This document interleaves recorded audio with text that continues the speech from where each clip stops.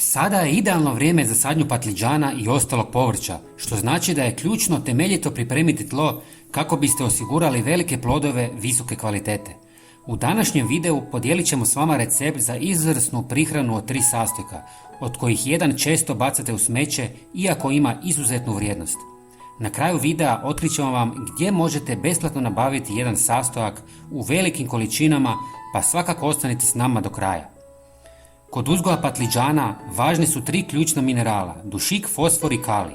Stoga ćemo se danas fokusirati na prihranu koja obiluje ovim mineralima kako bismo osigurali optimalne uvjete za rast i razvoj biljaka.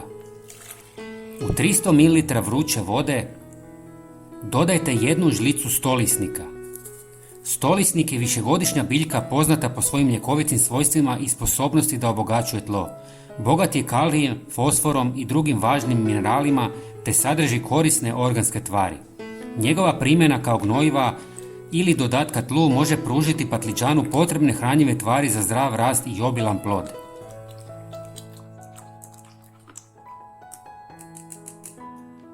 Zatim dodajte 1 žlicu talgot kave kojeg većina baca u smeće. Bogat je dušikom, kalijem, fosforom i drugim važnim mineralima te sadrži organske tvari koje poboljšavaju strukturu tla i potiču rast biljaka.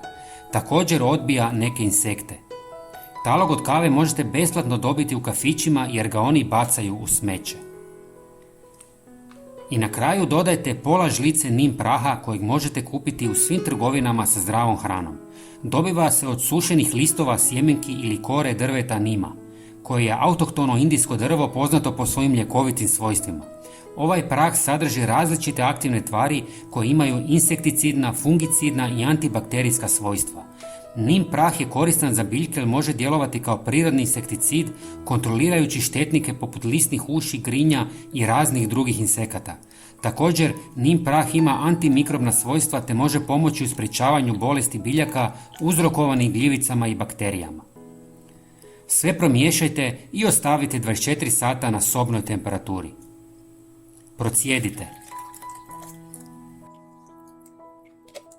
Razrijedite sa 3 ili više litara vode, ovisno koliko ste sastojaka upotrijebili. Zalijevajte tlo prije sadnje ili biljke 1 do 2 puta mjesečno. Dragi prijatelji, bilo bi nam drago da pogledate i naš sljedeći video koji se nalazi na ekranu. Hvala vam puno, vaša podrška nam puno znači. Pozdrav!